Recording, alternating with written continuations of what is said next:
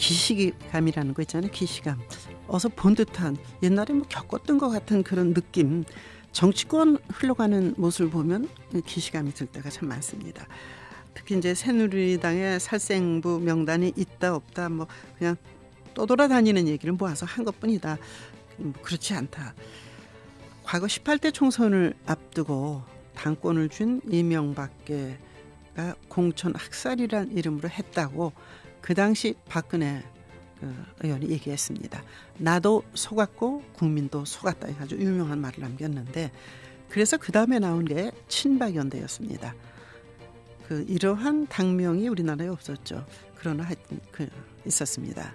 친박연대 사무총장을 지냈고요. 지금 이제 새누리당 중랑갑 예비 후보로 신청한 김철규 씨를 만나도록 하겠습니다. 안녕하십니까? 안녕하십니까? 네네, 바쁘실 텐데요. 친박연대가 그때 어떻게 만들어졌고 사무총장을 그 당시에 지내셨는데 그 얘기 좀 들려주십시오. 예. 뭐 다 아시는 대로 당시에 공천을 주도하던 MB 측에서 네. 공천권을 남용해서 경쟁력 있는 후보들을 공천에 배제한 일이 있었죠. 네. 그래서 이제 낙천한 인사들이 모여서 친박연대를 만들었습니다. 네. 근데 조금 더 부연 설명하면 박근혜라고 하는 정치 지도자가 핵심에 있긴 했습니다만은 네. 당시 친박연대가 가능했던 것은 공천권 남용에 대해서 국민적인 어떤 심판이 있었다. 네. 저는 그렇게 생각하고 있습니다. 예. 그때 그래서 이제 박근혜 의원이 나도 속았고 국민도 속았다. 그리고 뭐 살아서 돌아오시라 이런 얘기를 했었죠.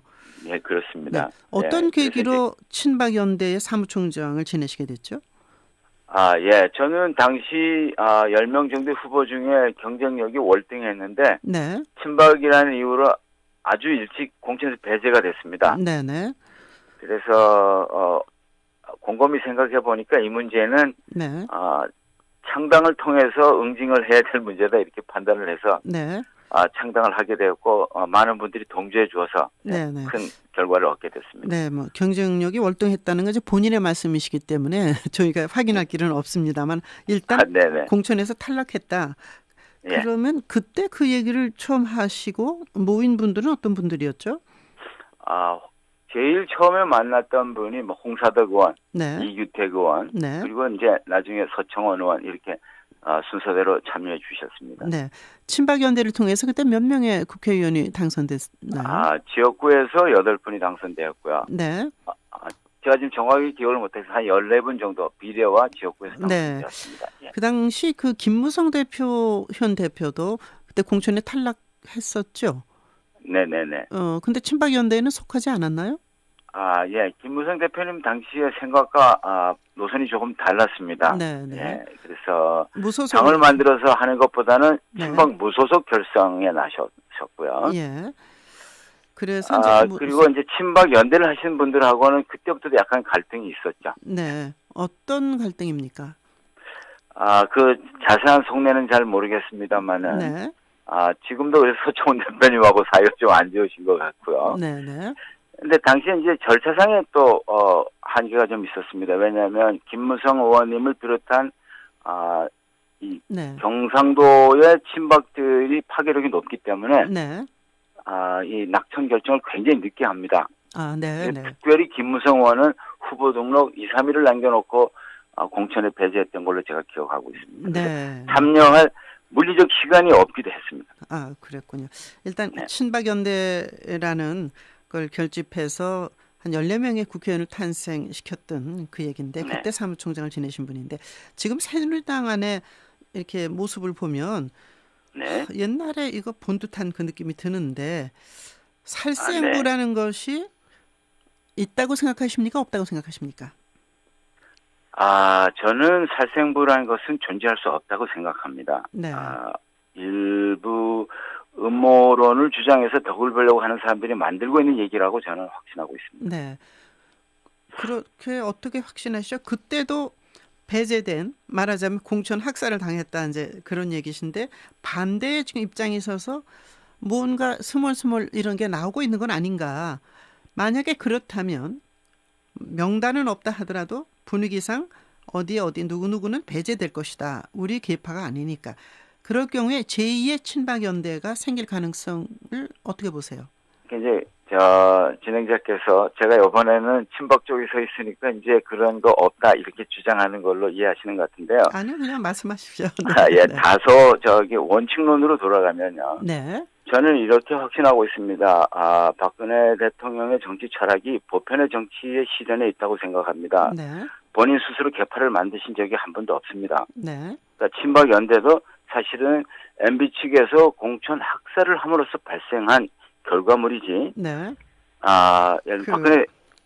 대표께서 스카우트해서 만든 당이 아니거든요. 예. 뭐 그런 점에서 본다면 다소 이번 임기 후반을 지키기 위해서 어떻게 힘을 모아야 좋겠느냐의 고민은 있을 수 있다고 저는 생각합니다. 네. 개파를 그러나 개파를 만든 적이 없다고 지금 말씀하셨는데, 네네. 자, 유승민 의원이 배신의 정치에 말하자면 당사자로 지목된 뭐 이런 걸 보면 살생부 명단은 없다 하더라도 배제하고 싶은 의원들은 있지 않겠습니까? 뭐 국정에 협조를 안 하기 때문이라든가 뭐 여러 가지 이유가 있습니다만 그건 어떻게 보십니까? 예, 제가 대답하기는 다소 어려운 문제인 것 같습니다만은 어떤 국정에 대한 의지와 욕심이 있다면 어떤 판단조차도 안 할 수는 없겠죠. 네. 그러나 저는 이렇게 생각합니다. 유승민 의원께서도 우리 당의 미래를 이끌어가야 될 아주 소중한 인재고 제목이신데 박근혜 대통령 이후를 너무 일찍 준비하신 거 아닌가? 네. 그로 인해서 약간의 부딪힘은 불가피하다. 저는 그렇게 생각하고요. 네. 예, 그런 면에서 살생부보다는 유승민 의원이 공천을 받느냐 안 받느냐는 매우 관심의 대상은 될 거라고 생각합니다. 네, 네. 박근혜 대통령 이후를 너무 일찍 준비한 거 아니냐? 즉 대권 주자의 꿈을 키우기 위해서 대개 이제 큰 정치인으로 되기 위해서는 현실 정치의 거목에게 대든다고 그럴까 반대 입장에 서면서 존재감을 부각시키는 그 행보다 이렇게 보시는 거군요. 예, 일종의 그런 시도를 또 이렇게 노선 경쟁을 너무 일찍 시작하셨다고 저는 생각합니다. 네, 유승민 의원이 갖고 있는 뭐 정치 철학이라는 것보다는 전략으로 보신다는 말씀이신 것 같고요. 자, 배지를 달지 않았다는 면에서 이제 혁신을 꿈꾸는 정치 신인 뭐 이렇게도 볼 수 있는 분들이 많이 있습니다. 새누리당 내부의 공천 갈등을 어떻게 보고 계십니까? 저는 이 갈등의 일차적 책임은 당 지도부가 져야 한다고 생각합니다. 네네. 왜냐하면 상향식 공천은 매우 좋은 제도라고 볼 수 있지만 준비가 잘 되지 않으면 결코 실현할 수 없다는 점을 간과했다는 것이 매우 아쉬운 데다가 더더구나 이 상향식 공천을 잘못 밀어붙이면 기득권 공천이 된다는 점을 간과하신 것 같습니다. 그러니까 신인이 불리하다 이런 말씀이신가요? 그렇습니다. 예.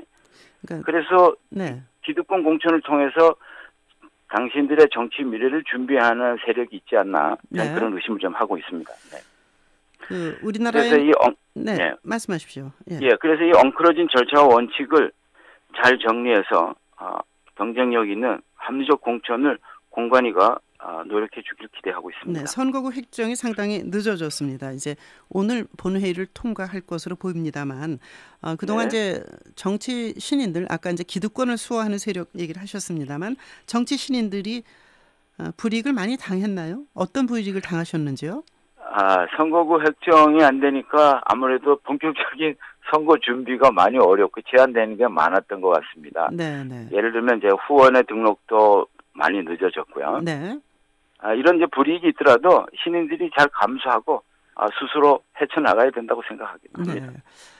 예를 들어서 이쪽 동은 내가 분명히 출마할 지역에 동으로 생각했는데 이번에 금근 거 보니까 다른 쪽으로 가서 참 헛일했네. 이런 경우도 지금 많이 발생하고 있지 않습니까? 네네. 그러나 뭐 궁극적으로는 대한민국이 다 한 유권자니까 헛일은 뭐 아니겠습니다. 네. 예, 뭐 아주 좋은 말씀하셨습니다만 자 이번에 새누리당 공천 과정에서 탈락한 후보들 뭐 그중에 유력하다고 생각되는 그리고 국민들이 괜찮은데 생각했던 분들도 있을 수 있습니다. 있는지 모르겠습니다. 아직.